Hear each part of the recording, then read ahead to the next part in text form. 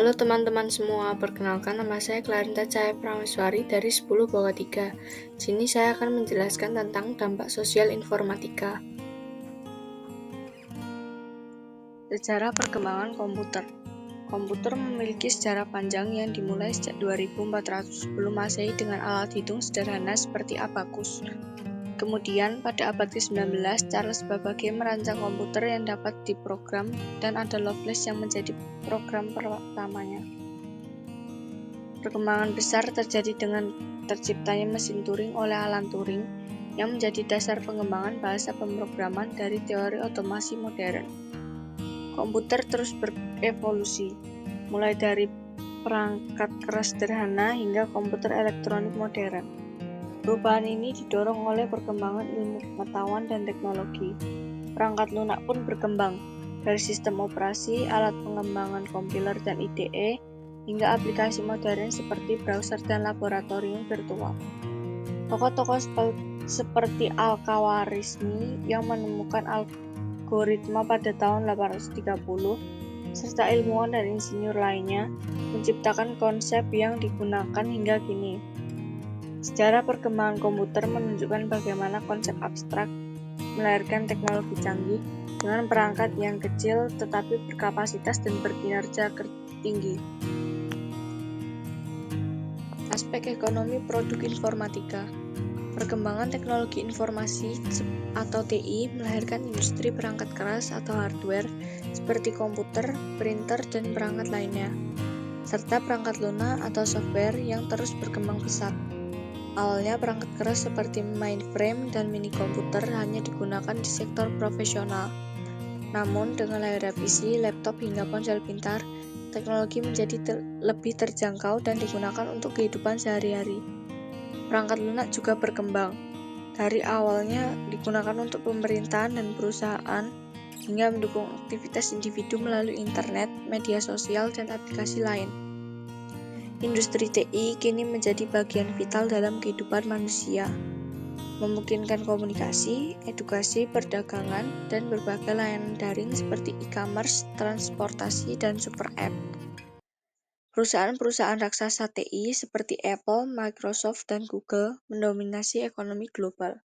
Sementara di Indonesia, startup Gojek, Tokopedia, dan Traveloka menjadi unicorn. Pemerintah terus mendorong pengembangan perusahaan rintisan melalui program digitalisasi dan peningkatan talenta digital. Nilai valuasi perusahaan rintisan didasarkan pada manfaat atau value yang mereka berikan, seperti kemudahan dan kenyamanan yang dirasakan oleh konsumen. Hak kenyamanan intelektual menjadi penting untuk melindungi inovasi. Industri TI berkontribusi besar pada pertumbuhan ekonomi, mendorong inovasi, dan meningkatkan daya asing bangsa di era digital. Aspek hukum. A. Lisensi komersial. Lisensi komersial adalah lisensi yang bersifat paling restriktif atau mengikat. B. Lisensi gratis. Sebagian perangkat lunak mungkin disediakan secara gratis dan dapat diunduh serta diinstal dari sebuah sumber tertentu yang disediakan oleh penggunanya. C. Lisensi open source.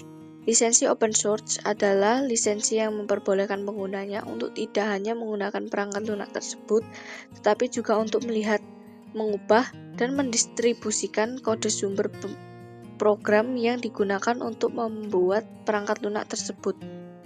D. Lisensi domain publik. Lisensi ini adalah jenis lisensi di mana semua hak cipta terhadap perangkat lunak telah dilepaskan oleh pembuat perangkat lunak, sehingga kepemilikan perangkat lunak tersebut diberikan kepada masyarakat umum. Informatika di masa depan. Kreativitas dan inovasi berawal dari berpikir dan berimajinasi. Banyak penulis dan sastrawan yang berani mengungkapkan bayangan mereka akan masa depan. Banyak yang membayangkan seperti apa dunia di abad ke-21, bahkan lebih jauh lagi ketika manusia sudah melintas galaksi. Imajinasi itu tidak lagi menjadi sekedar hiburan, tetapi akhirnya menjadi sumber inspirasi bagi para inovator dan penemu yang perlahan-lahan mengubah dunia dengan segala teknologi mutakhir yang mereka ciptakan. Nah, Kini tibalah saatnya kalian juga memulai berimajinasi dan membayangkan seperti apa negeri kita ini. NKRI, Negara Kesatuan Republik Indonesia di masa depan. Karir dan studi lanjut di bidang informatika. 1. Karir di bidang informatika. Mereka yang bekerja di bidang informatika jarang sekali mengatakan bahwa mereka bekerja di bidang informatika. 2. Studi lanjut di bidang informatika.